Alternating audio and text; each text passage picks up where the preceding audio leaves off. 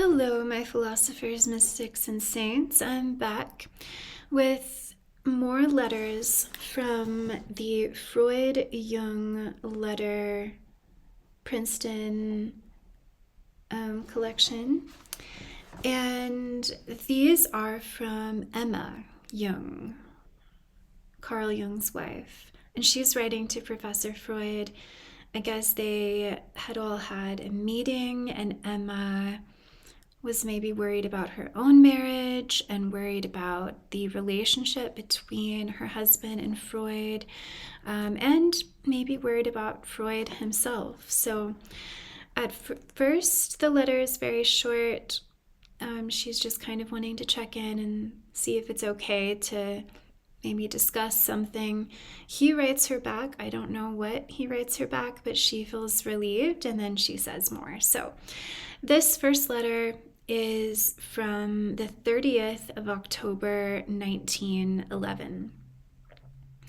Dear Professor Freud, I don't really know how I am summoning the courage to write you this letter, but I'm certain it is not from presumption.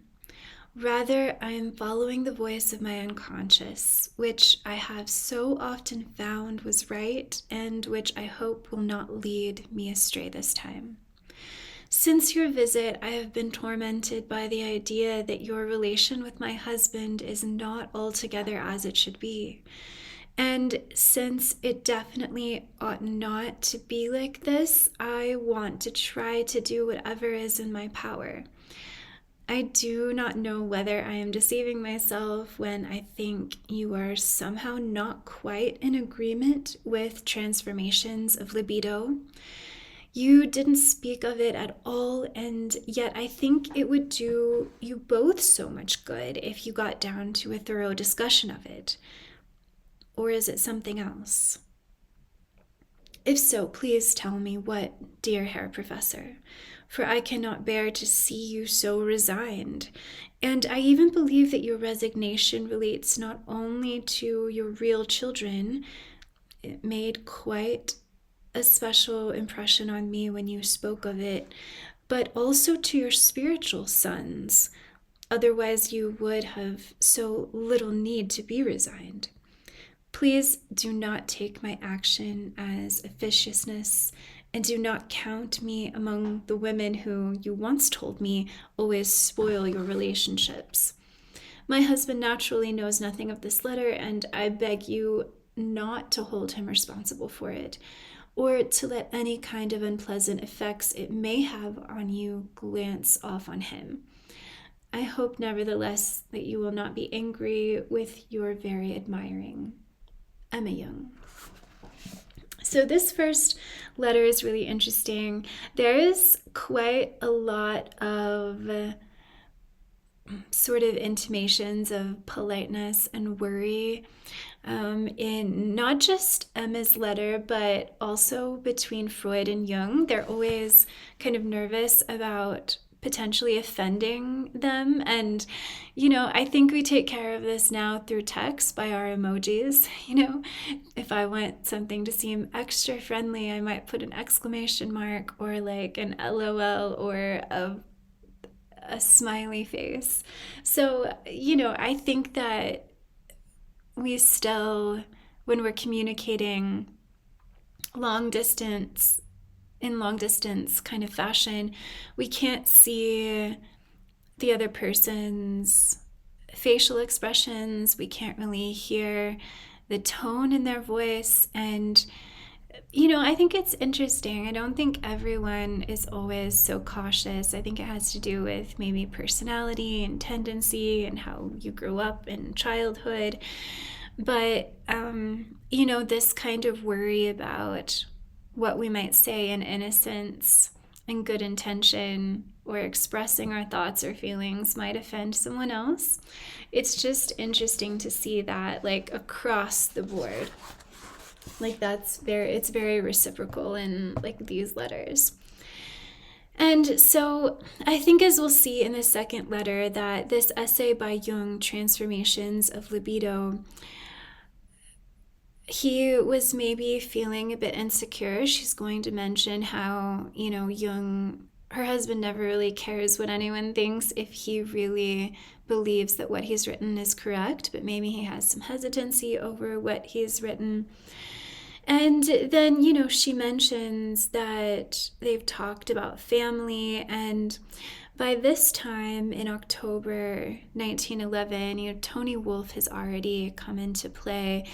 Emma has already had experience with Sabina Spielrein, and I think that and I actually just watched the movie, A Dangerous Method, that has Keira Knightley and some other people in it. She's the actress I'm most familiar with. I don't really watch movies all that often, so I don't really know too many actors. But it was like a 2011 movie, and the movie really displayed how insecure Emma was throughout their relationship, because I think Jung did talk to her about his polyamorous, or as he would say, polygamous tendencies, and he just wanted to craft a life for himself that reflected and aligned with his, sort of, I guess, ability to love across, many different relationships. And it didn't seem Emma Jung's preference, but she loved her husband, and she sort of, made do, and she went through analysis with someone who became her friend, and they shared, some emotional intimacy, which I think was good and healthy for her. And of course, I don't want to, I think that we can say that Carl Jung was a human being, and he, certainly didn't treat Sabina in the most conscious way when he was a bit scared about his reputation, or he was very scared about his reputation, etc. And I think all relationships have conflict. All relationships have their shadow aspects that, are great opportunities to work through. And but I think that this letter kind of reflects what I saw in the movie, a bit of her insecurity that she's writing not just to preserve the relationship between her husband and Freud, but she maybe wants some insight about how Freud sees Jung's feelings toward Emma. She's worried about herself. So this next letter is the following month. It's on the 6th of November, 1911. She's already received a letter from Freud. That was, I suppose, encouraging. So she writes now, "My dear Professor Freud, your nice, kind letter has relieved me of anxious doubts, for I was afraid that in the end I had done something stupid. Now I am naturally very glad, and thank you with all my heart for your friendly reception of my letter, and particularly for the goodwill you show to all of us." And I think, just cutting in here, that it is such a relief when we can understand that someone else is safe and they have heard us and they have not projected anything else on what we've said. They just take it in good faith. It feels so salvific. In explanation of my conjecture, I would like to tell you first that it is not a question at all of things consciously perceived. You didn't even let us sympathize with your toothache, which ordinarily is a perfect justification for even the worst mood. If I talked about symbols, it was chiefly because I knew how eagerly Carl was waiting for your opinion. He had often said he was sure you would not approve of it, and for that reason was awaiting your verdict with some trepidation. Of course, this was only a residue of the father or mother complex, which is probably being resolved in this book. For actually, Carl, if he holds something to be right, would have no need to worry about anyone else's opinion. So perhaps it is all to the good that you did not react at once so as to not reinforce this father-son relationship. The second reason was provided by the conversation on the first morning after your arrival, when you told me about your family. You said then that your marriage had long been amortized. I don't know how to say that word. Now there was nothing more to do except die. And the children were growing up, and then they became a real worry. And yet this is the only true joy. This made such an impression on me and seemed to me so significant that I had to think of it again and again. And I fancied it was intended just for me because it was meant symbolically at the same time and referred to my husband. Please don't be angry if I venture to speak again about the manifest content of your talk. I wanted to ask then if you are sure that your children would not be helped by analysis. One certainly cannot be the child of a great man with impunity, considering the trouble one has in getting away from ordinary fathers. And when this distinguished father also has a streak of paternalism in him, as you yourself said, didn't the fracture of your son's leg fit in this picture? When I asked you about it, you said you didn't have time to analyze your children's dreams because you had to earn money so that they could go on dreaming. Do you think this attitude is right? I would prefer to think that one should not dream at all. One should live.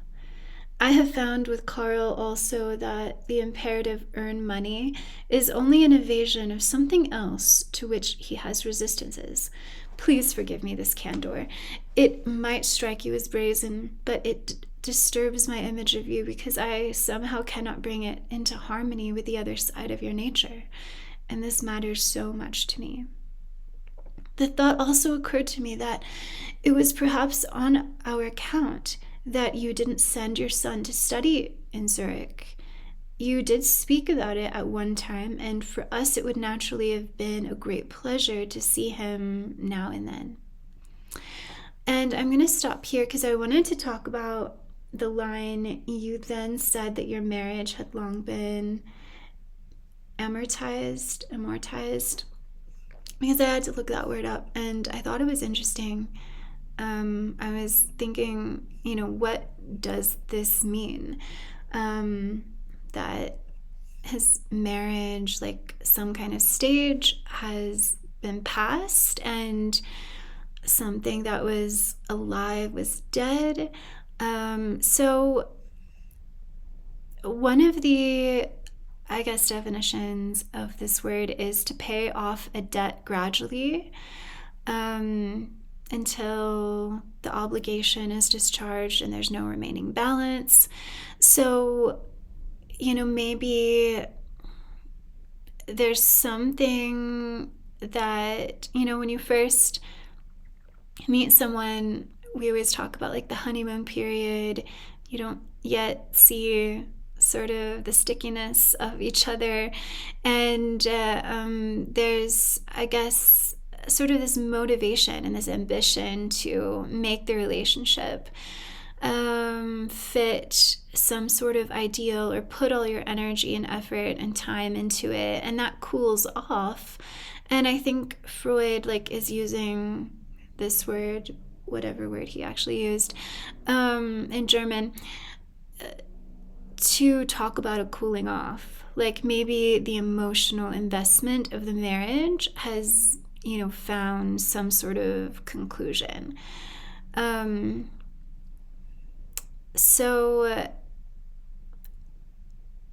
I don't think that he's saying that his marriage is dead or his marriage is unhappy. I think that he's talking about the libido, the energy that, what could be invested is invested, and now energy, libido, is sort of shifting other places. It's sort of talking about, in the beginning there might have been desire and now there's some stability. So Freud isn't maybe putting in maybe erotic and emotional libido.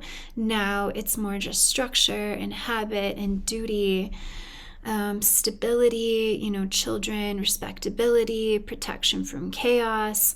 But if we look at like the financial definition, it's like economically sort of closed. So, I think that this would be sort of a legitimate fear of Emma if she thought that this was also happening to her husband. Like, that's not the stage that she would want to be in with Carl. And I also think it's really interesting, like she's saying a lot of perceptive things here that, she says when someone mentions earn money and complains about that, it's probably an evasion of something else. Not to say that, I think Freud did talk a lot about money issues, and he probably couldn't help compare himself to the situation that his spiritual son, Carl Jung, was in, because Emma Jung, I think, like came from a quite wealthy and successful family, and Carl Jung benefited from that. So he never really had to worry about money in the way that Freud did. And I think that we all know even now we can be quite successful in sort of our creations that we're putting out there, but there's not really a financial return like many people might think. Like, oh, you've published X number of books, you must be, a millionaire. And that's not probably true for many people, unless their book gets turned into a movie, and then maybe, I don't know. But, but what else is it kind of covering? It's this kind of dissatisfaction, and Freud has mentioned that, to Jung, like reminding him, that my wife isn't into psychoanalysis. She's not interested. She's not in the field. And so I think sometimes, not that couples have to be in alignment with their intellectual or their vocational interests, but it seems like if a pursuit, like an intellectual pursuit, is so important to someone, that maybe there is sort of a need to be met with that. But I think Emma, she is basically talking like a Jungian. So I think she did like offer alignment to her husband. But I think that sometimes maybe when people have been married for quite some time, there has to be this renewal of libido and energy in it. Otherwise, we kind of get stuck in seeing each other in particular ways. And so I think this is something that like Emma Jung was always worried about.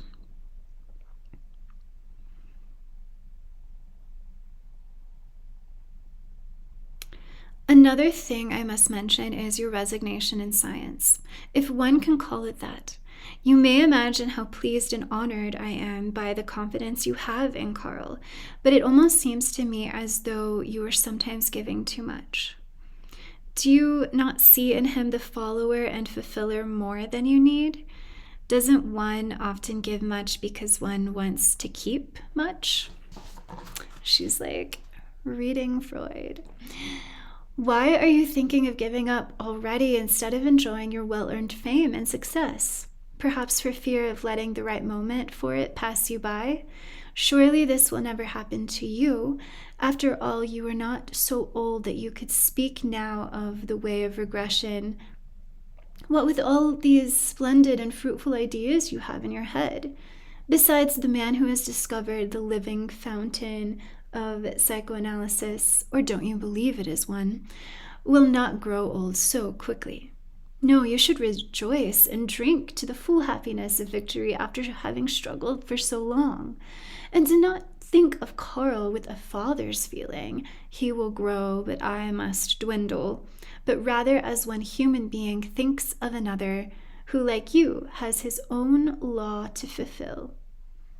And she ends it with, don't be angry with me. With warm love and veneration, Emma Jung. So that is actually where I have left off in the book. So I don't know. I'm sure she has other letters, but that's the last one of hers that I have read. I think it is so interesting how, she's being cautious, but she's also venturing to say some things she thinks needs to be said. And I agree with her that, it was Jung that said early on to Freud, please don't see me as a colleague, but as your son. Let's be in a father-son relationship. And they talk about it sometimes. And, I think that maybe there's something comforting and maybe something exciting about putting yourself in relationship with someone else as an archetype. But, I think that the relationship has to be allowed to grow and evolve and be dynamic and fluid and change.